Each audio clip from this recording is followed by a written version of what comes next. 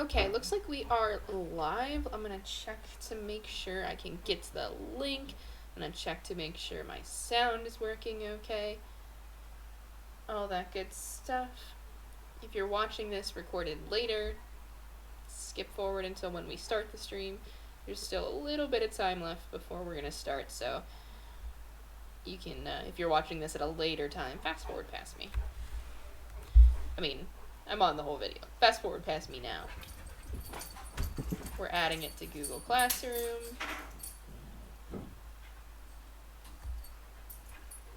There we go. And we're gonna check our sound. We're in a different setup than usual today, so I'm gonna try to make sure everything is working accordingly. Let us see, shall we?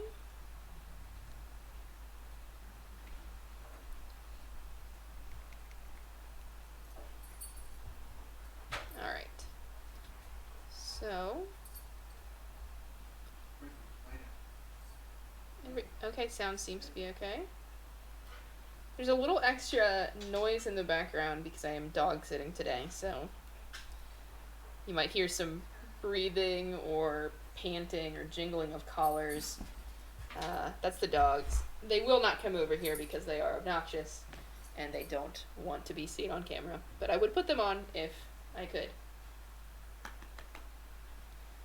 Other than that, we're going to start at 10 a.m. So if you're tuning in now and you're disappointed that I'm not teaching yet, just because waiting for 10 a.m., waiting for people to get here.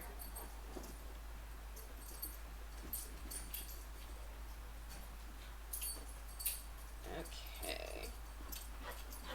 So, let's see. Take my webcam off here. Okay, there's me. Who is that? It's Lexi. Say hi, Lexi. Say hi. What is that? That's my webcam. Oh my goodness. So there's one of them. And then the other one is a little lump. Hi, Wrigley. They're my good, helpful stream buddies. They do not want to be on the stream, but they're very helpful. So, there you go. There's some dogs for your Thursday, if you were really curious. We are going to start in about 5 minutes, so if you're just now getting set up, you need to get a drink or a snack or something before we get started. That might be good. Okay. Also, yes, my microphone is pretty sensitive, so if you hear the heavy dog panting or the jingling of the collars or the squeaking of a squeaky toy, like that.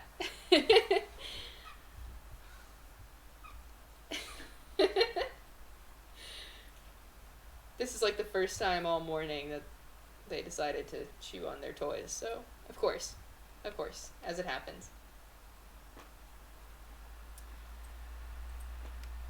So, I'm going to scooch this over a little bit.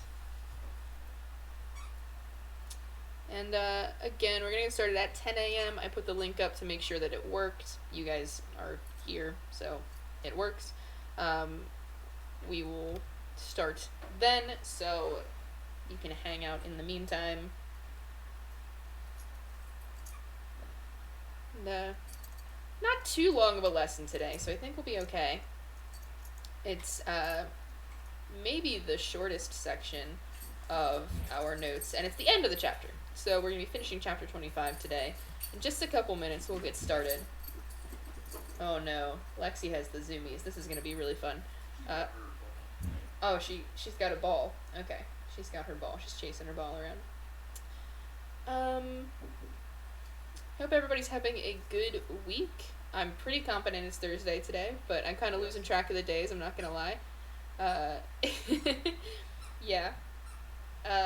Hopefully everyone's sticking to their routines, either the ones you were already using that worked for you, or the ones that you created for your journal. It's really helpful to have a routine, keeps things feeling more normal. Um, I've been doing my best to stick to mine. Of course, no routine's perfect, and not every day is going to be exactly the way you planned it, but it's always good to have something you can go back to. So that's helpful.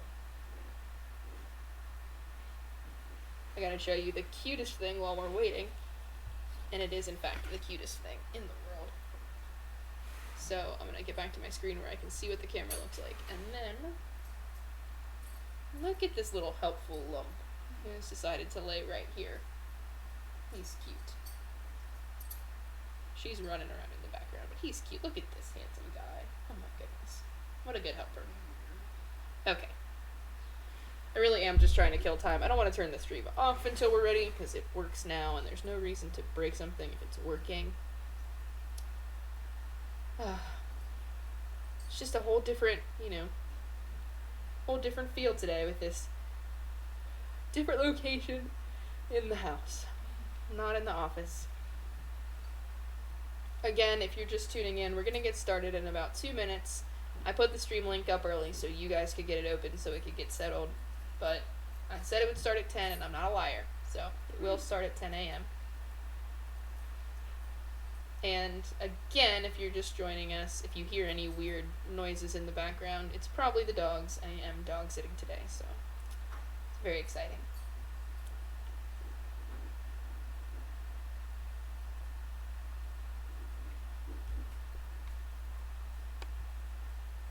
So you will have, and you've probably already seen it posted on Google Classroom, a 5-minute writing for today. We're going to be looking at Galatians. So I'm actually going to get that open now. I do not have a Bible with me. Oh, hold on. My assistant is going to be bringing me a Bible. That's very thoughtful. Thank you. I hope it's a good one. Very excited. And we'll get started in just a minute.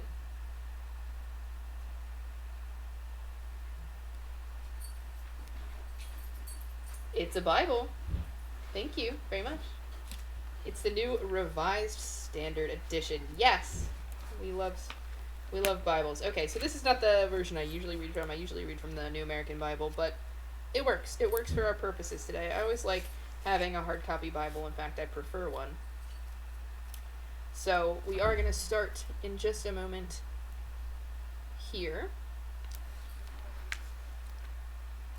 So I'll work on getting this open. And you should, if you remember anything about those quizzes we took earlier in the year, know already where Galatians is in the Bible. So if you don't remember that, now would be a good time to remember that. Okay. It's time. It's 10 a.m. Welcome to everyone who's tuning in now. I see my viewership numbers are kind of jumping up a little bit. So we are going to start our class today with a prayer like we always do. So in the name of the Father, and of the Son, and of the Holy Spirit. Amen. I would definitely want to make sure we pray for any intentions that we're holding in the silence of our hearts. Anyone who is affected by this virus or who's feeling particularly drained by this self-isolation period, we ask for God's healing. Hail Mary, full of grace, the Lord is with thee. Blessed art thou among women, and blessed is the fruit of thy womb, Jesus. Holy Mary, Mother of God, pray for us sinners now and at the hour of our death. Amen. In the name of the Father, and of the Son, and of the Holy Spirit. So if you did not notice our 5-minute writing exercise on Google Classroom, it's going to do with this passage I'm about to read to you. It's a very short passage from the letter to the Galatians. It's written by St. Paul. Okay, just chapter 2, verses 11 through 14. It's pretty short. And it's really leading us into what we're going to be talking about today, which is the Council of Jerusalem and the final decision on whether Gentiles could become Christians. So, I got this handy Bible here. Now, this is a new Revised Standard Edition. Okay, it is a Catholic Bible. It's not the New American Bible like I'm used to reading from, so if it sounds a little weird based on what you're comparing it to, that's why. You don't have to do the 5-minute writing right now, and in fact, I'm not going to be giving you time on stream to do it. You have until 11:59 p.m. tonight to submit it, so sometime during your day, open this really short passage, give, 5 minutes to write on the prompt that you'll see in a minute. But here is the passage. Again, Galatians chapter 2, verses 11 through 14. But when Cephas came to Antioch, I opposed him to his face, because he stood self-condemned. For until certain people came from James, he used to eat with the Gentiles. But after they came, he drew back and kept himself separate for fear of the circumcision faction. And the other Jews joined him in this hypocrisy, so that even Barnabas was led astray by their hypocrisy.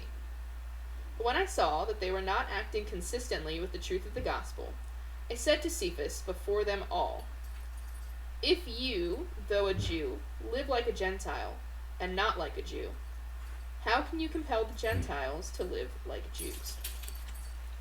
So again, we have a really short passage here from Galatians, and our 5-minute writing prompt is this. What is Paul's point in this passage? Now, in this translation, they use Cephas. Cephas is Peter, okay? So again, the question is, how is Peter acting? And how should Peter have been acting? And overall, what does this passage teach us about hypocrisy? Okay, so that's what we're looking at for your 5-minute writing. I'm not going to give you time to do it now. I'm just going to continue on into our lecture, but if you want to do it now while you're listening, that's fine. Otherwise, it's due at 11:59 p.m. tonight. Just submit it as a document on the assignment I created for you on Google Classroom. Let's get into our final point of chapter 25 here. So we're talking about how are people able to become Christians? Who is able to become a Christian? Do you have to be Jewish to be Christian? And that's our big argument here in the end section, right? If you think back to our Acts of the Apostles reading from yesterday or last class, we have a lot of focus on Paul and Barnabas and their particular opinions on this. And the reason is because Paul and Barnabas are traveling to a city called Antioch to preach the good news. Now, at the time, Antioch was a city in Syria, ancient Syria. Now, the place where Antioch was is in Turkey. Okay, so it's not like it moved, but the country that's in control of it changed over time. And I mean, if we think about it, that was like 2,000 years ago, so yeah, it probably did. Okay? Now, Antioch is a really important city in early Christianity. In fact, outside of Jerusalem, Antioch was the first great center of Christianity. Nowadays, we tend to think of our center more as Rome, or specifically like the Vatican.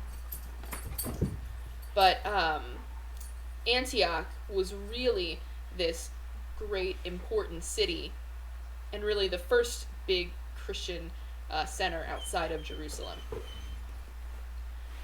In Antioch, it's the first time that we see the followers of the way referred to as Christians. So, before that, we had this faction, which again, they believed themselves to be Jewish. It's just that Judaism had been filled through Jesus, right? And they called themselves the Way, because Jesus is the way, the truth, and the light. But in Antioch, because they're followers of Christ, for the first time they're referred to as Christians. And of course, nowadays, we call ourselves Christians. So we see that big difference. I read your guys' discussion posts about the Acts of the Apostles reading and the confusion over who's doing what and why are people complaining and what's the big deal about the circumcision thing. And the problem is that there are Jews who are arguing that if Gentiles want to become Christians, they have to become Jews first. That's the big issue in the church at this time, right? We're in the very early church. Who's allowed to be Christian?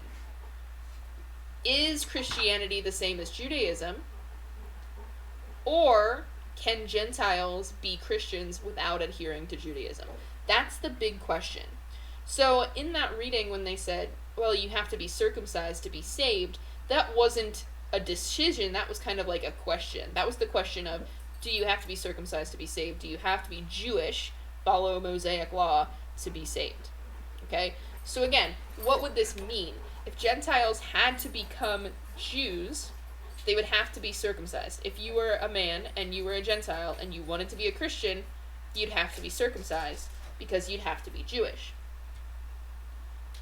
Another one, if you were a Gentile and you wanted to become Christian, and if you had to be Jewish first, then you'd have to follow the law of Moses.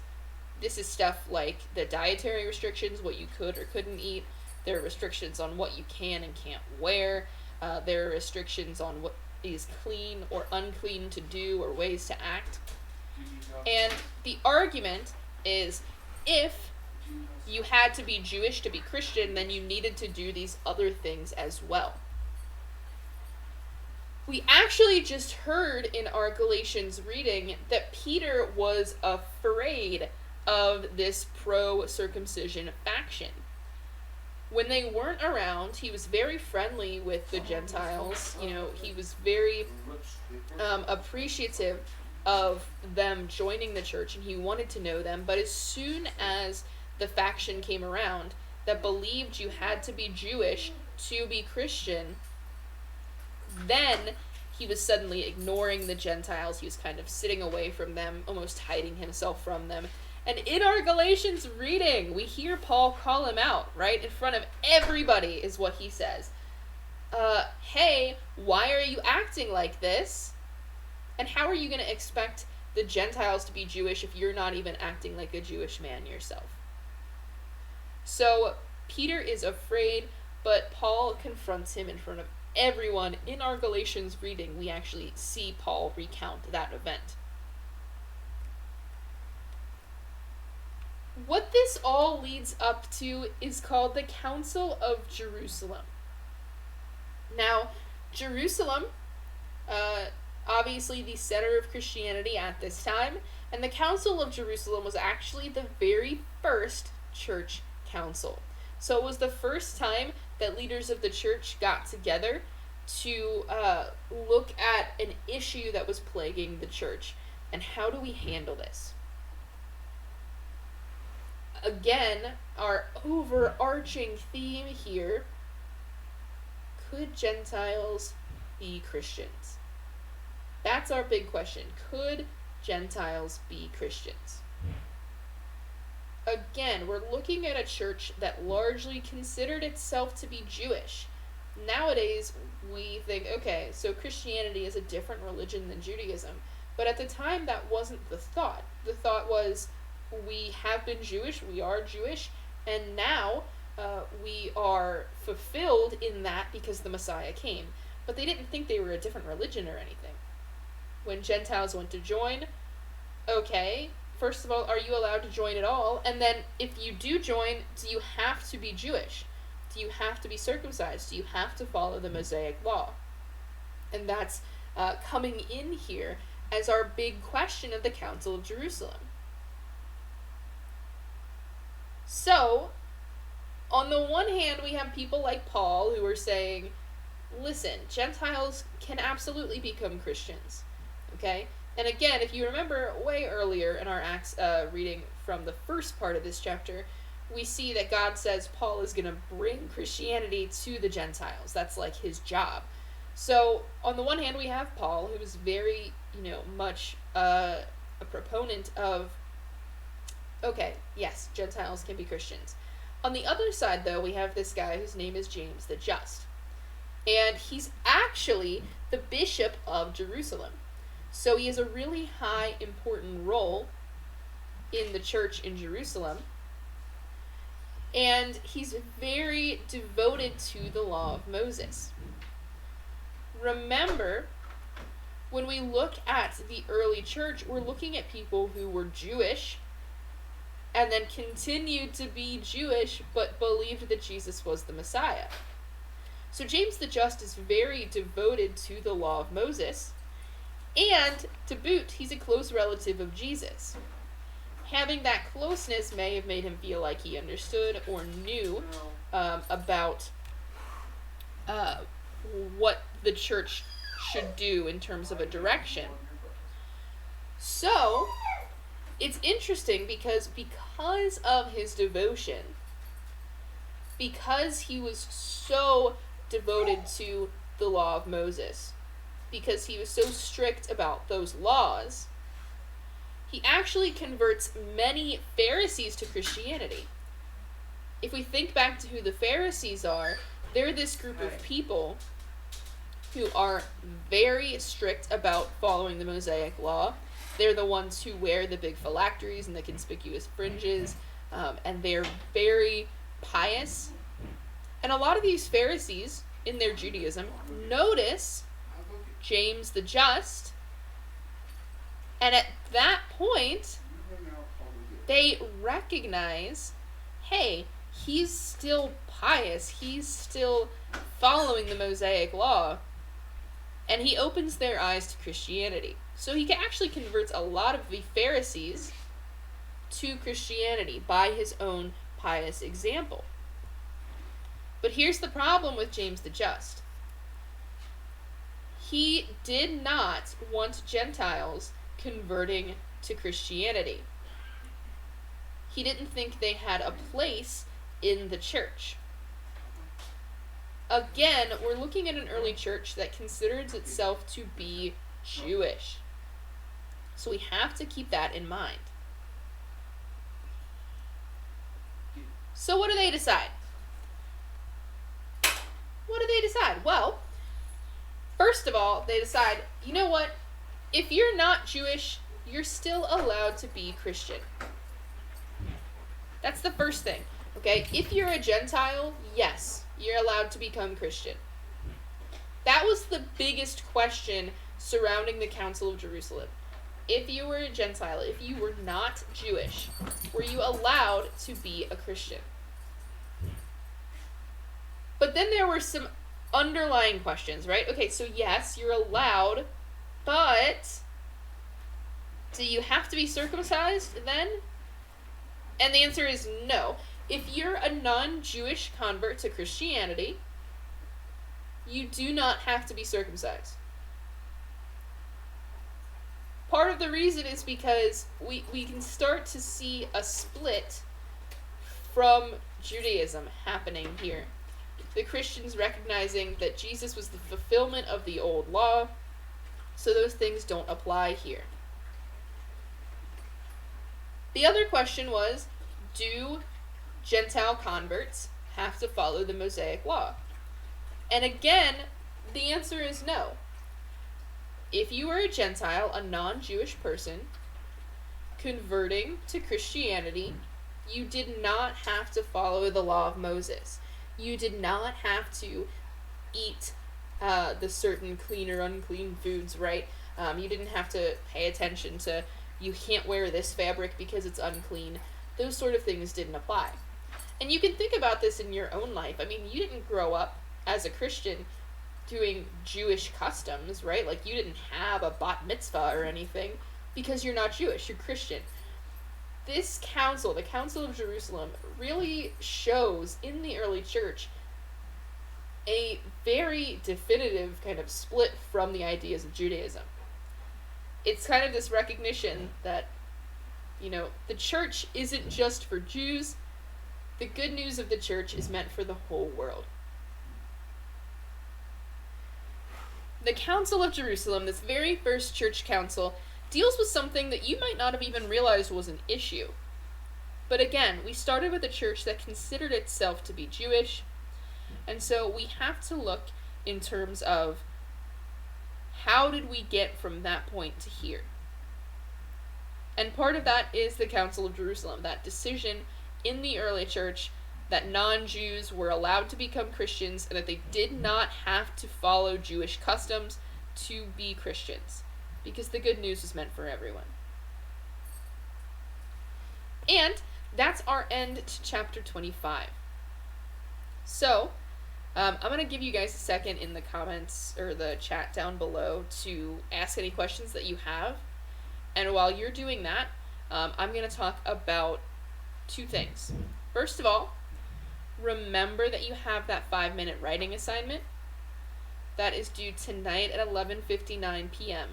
So, reread the reading from Galatians. It's very short. Answer the prompt. I've posted it for you on Google Classroom as an assignment. you can just attach your Word document or your Google Doc there, okay, and I will then read it and take note of your thoughts on that matter. The other thing that I want to talk about is prayer. So obviously, we're in a new month, we're in April, and we did not have a chance to fill out the April prayer calendar because we weren't, in physical school at that time. So what I've done instead is I've gone ahead and assigned April prayer dates on my own, and I will post that calendar for you, and I will email you the day before to let you know that you have prayer. I will keep that prayer calendar updated on Google Classroom,